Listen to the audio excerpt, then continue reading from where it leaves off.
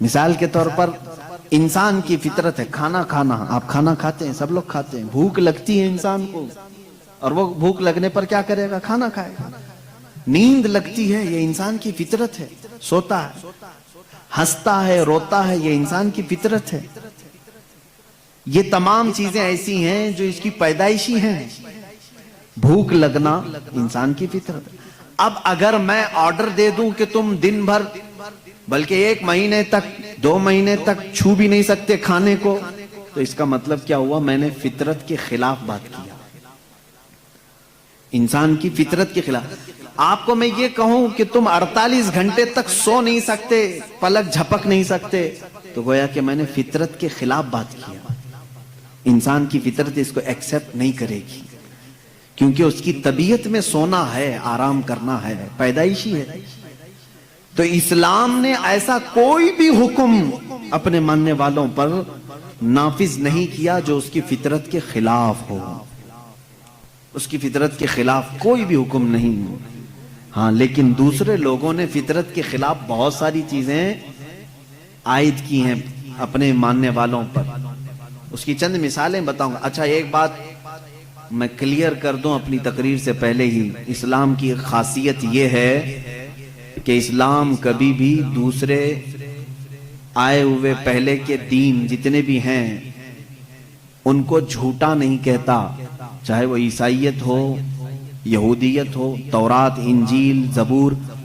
ان تمام چیزوں کو اسلام نے جھوٹا نہیں کہا, بلکہ اسلام کا دعویٰ تو اتنا ہی ہے کہ زمانہ بڑھتا گیا, اب کامل دین اسلام ہے.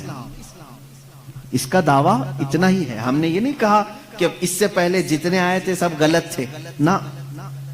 کبھی ہم نے نبیوں کا انکار کیا؟ کسی نبی کے خلاف ہم نے بات کی؟ نہ عیسیٰ علیہ السلام کے بارے میں ہم لب کشائی کر سکتے ہیں, نہ موسیٰ علیہ السلام کے خلاف کچھ لب کشائی کر سکتے ہیں. یہودی جن نبیوں کو مقدس مانتے ہیں, عیسائی جن نبیوں کو مقدس مانتے ہیں, شریعت اسلامیہ نے اگر ان کے نبی ہونے کی تصریح کر دی تو ہم اپنی جان سے زیادہ ان سے محبت کرتے ہیں. ہم ان کی توہین نہیں کر سکتے. ادنا سی بھی توہین کسی نبی کی تو اسلام سے نکل جائے گا, کسی بھی نبی کی. اسی طرح جو آسمانی کتابیں آئیں ہم ان کا انکار نہیں کرتے. تورات, انجیل, زبور, اس کا اگر تم انکار کرو گے تو کافر ہو جاؤ گے, اسلام سے نکل جاؤ گے. لیکن ہمارا اب دعویٰ اتنا ہی ہے کہ وہ اپنے زمانے کے نبی تھے, وہ کتابیں اپنے زمانے کی تھیں. اب جو زمانہ آیا میرے آقا صلی اللہ علیہ وسلم کے بعد سے لے کر قیامت تک, اس زمانے کے لیے اگر سوٹیبل کوئی کتاب ہے تو وہ قرآن ہے, اور اگر کوئی قبول کرنے جیسا مذہب ہے تو وہ اسلام ہے. یہ ہمارا دعویٰ ہے. اب اس کو میں ثابت کروں گا. جیسے عیسائیوں پر اللہ تبارک و تعالیٰ نے کبھی یہ حکم نہیں فرمایا تھا کہ وہ شادی نہ کریں. انہوں نے اپنے آپ پر اس طرح کا سنیاس لینے کا خود سے, جیسے رہبانیت, ان کے ہاں راہب بنتے ہیں, نن ہوتی ہیں, زندگی پر شادی نہیں کریں گے. پادری شادی نہیں کرے گا, پاپ وہ کسی سے شادی نہیں کرے گا. شادی کرنا یہ انسان کی فطرت ہے. ہر مرد کے اندر عورت کی خواہش پیدائشی ہے, یعنی اللہ تعالیٰ نے اس کے جسم میں یہ رکھا ہے کہ عورت سے وہ قرار حاصل کرے, تسکین حاصل کرے. مردوں کو اللہ نے یہ خصوصیت دی ہے, صفت دی ہے, اور عورتوں کے بھی اندر اللہ نے یہ رکھا ہے کہ ان کا میلان یا ان کی توجہ مردوں کی طرف ہے, لیکن اس کو اسلام نے ایک حلال طریقے سے باندھا ہے, وہ نکاح کے ذریعے سے. اب اگر کسی پر پابندی لگا دیں, اگر میں کہہ دوں کہ میرے جتنے قریب کے ہیں, جتنے ماننے والے ہیں, ان میں سے کوئی بھی عورت کو ٹچ نہیں کرے گا زندگی بھر, تو یہ میں نے فطرت کے خلاف بات کی. یہ فطرت کے خلاف بات کی. میں بول نہیں سکتا کہ تم شادی نہ کرو, نکاح نہ کرو, اور اسلام نے کبھی بھی ایسی پابندی نہیں لگائی. عیسائیوں نے اپنے اوپر لازم کر لیا کہ جو ان کا مذہبی ہوگا, ریلیجیس ہوگا, وہ عورتوں کو نہیں چھوئے گا. کتنی حیرت کی بات ہے. معلوم ہے آپ کو, آج دنیا میں ویمن رائٹس کی بات عیسائی کرتے ہیں جو خود نکاح نہیں کرتے. جو پادری نکاح نہیں کرتا, کبھی عورت کو اپنے ساتھ نہیں رکھتا, وہ وومن رائٹس کی بات کرتا ہے. حیرت نہیں ہوتی؟ کچھ نن ایسی ہیں جن کو زندگی بھر کے لیے پابندی لگا دی گئی کہ اب تم کسی مرد کی بیوی بن نہیں سکتی. سنیاس لے لیا اس نے, وہ کبھی یہ راستے پر آ نہیں سکتی.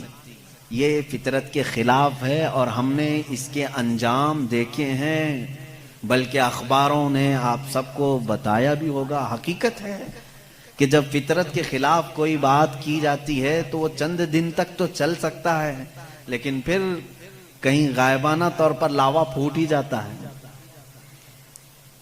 اور اس کا انجام دیکھا ہے کہ کئی چرچ ایسے نکلے جہاں پر راہبوں نے نن اور دوسرے آنے والے بھکتوں کو ہی نہیں بخشا. یہ حالات ہوئے ہیں. اس کی وجہ یہ ہے کہ فطرت کے خلاف یہاں پر حکم دیا, یا انہوں نے خود اپنے آپ کو اس طرح کا کیا. اسی طرح سے بعض دوسرے مذاہب میں بھی سنیاس لینے کے جو طریقے بتائے گئے ہیں, اسلام اس کا قائل نہیں ہے. اسلام معاشرتی مذہب ہے, سب کے ساتھ رہ کر کے جینے والا مذہب ہے.